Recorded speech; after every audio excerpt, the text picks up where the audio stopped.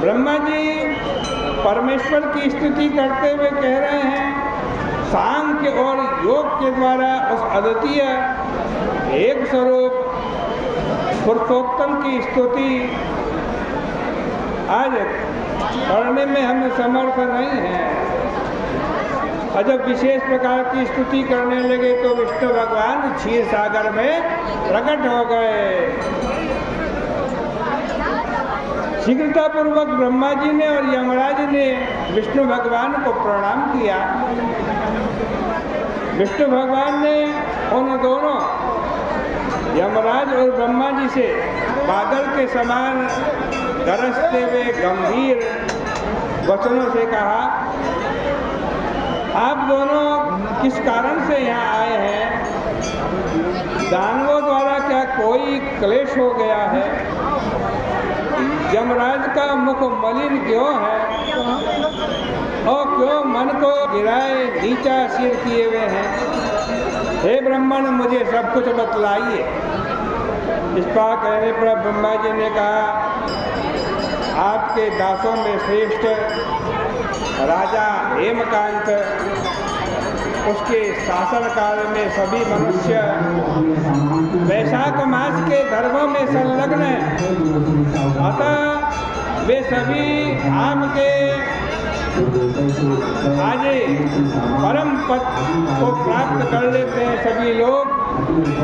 ऐसी दशा में इस यमराज की नगरी खाली हो गई है, शून्य हो गई, इसीलिए ये यमराज बड़ा खिन्न है। उसी कारण से इसने युद्ध किया और उस राजा को मारने के लिए यमदंड भी उठाया, किंतु आपके सुदर्शन चक्र के द्वारा यह परास्त हो गया। मेरे पास फिर आया। हम लोग आपके भक्त महात्मा को दंड देने में समर्थ नहीं हैं, इसलिए हे महाविभो, हम लोग आपकी शरण में हैं, इसलिए राजा को दंड देकर इस यम की रक्षा कीजिए। और जब ब्रह्मा जी ने ये सब कहा तो भगवान ने हंसते हुए यमराज से कहा, ब्रह्मा जी से कहा, भगवान बड़ी अच्छी बात कह रहे हैं, आप जरा श्रवण करें। भगवान कहते हैं,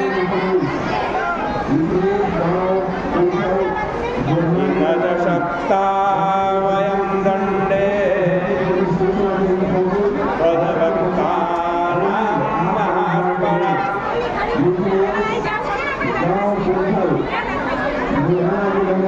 भगवान मुस्कुराते हुए कह रहे हैं, हे ब्रह्मा जी, हे यमराज जी,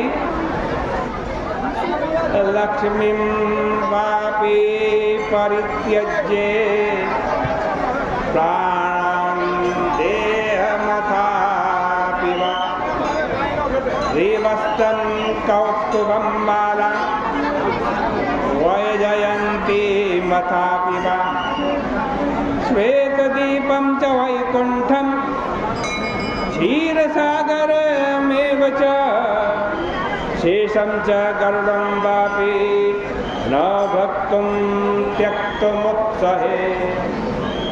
हे ब्रह्मा जी, मैं लक्ष्मी को छोड़ सकता हूँ,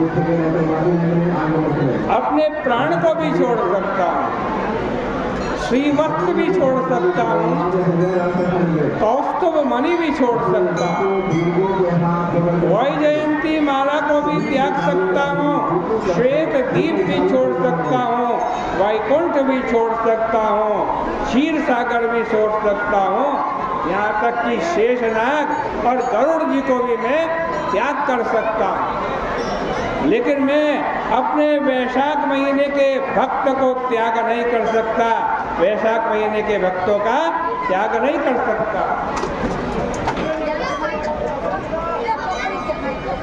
क्यों नहीं करते भगवान वैशाख महीने के भक्तों का त्याग? कह रहे भगवान स्वयं कह रहे हैं, ध्यान से सुनो।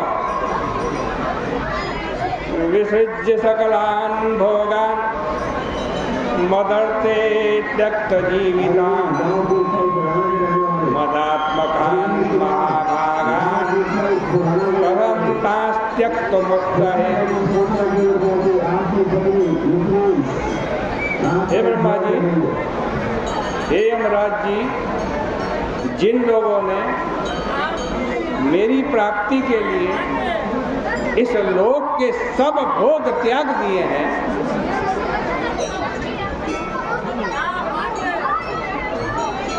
अपने जीवन का भी त्याग कर दिया है, मेरे जो आत्म स्वरूप हो गए हैं, उन महाभागों को छोड़ देने का साहस मैं कैसे कर सकता हूँ। इसलिए मैं तुम्हारी शांति के लिए उपाय बतलाता। देखो, मैंने उस राजा को पृथ्वी पर 10,000 वर्ष की आयु दी है। उसके बाद हे यमराज, इस समय उसके 8,000 वर्ष बीत गए हैं। जब उसकी आयु पूरी हो जाएगी और वो मेरी सायुज्य मुक्ति को प्राप्त कर लेगा, तब दुरात्मा वेन नाम का राजा होगा। वह वेदों में कहे गए सभी महाधर्मों का लोप कर देगा। तब इसमें संदेह नहीं कि वैशाख मास के धर्म भी छिन्न भिन्न हो जाएंगे और अपने ही किए गए पाप कर्म द्वारा यह जो वैन है ये जल जाएगा। तदनंतर मैं राजा पृथु होकर पुनः धर्मों का प्रवर्तन करूँगा। तो मनुष्य में वैशाख मास के कहे गए धर्म का प्रचार करूंगा। उन धर्मों की पूर्णाख्याति के लिए जगत में हजारों में से कोई एक मेरा भक्त होगा जो सभी संग्रहों भोग पदार्थों को त्याग कर मुझ में अपने प्राणों को लगाने वाला होगा। मेरे इन धर्मों को पृथ्वी पर कोई ही जान पाएगा, इसलिए तुम्हारा कार्य पूर्ण हो जाएगा।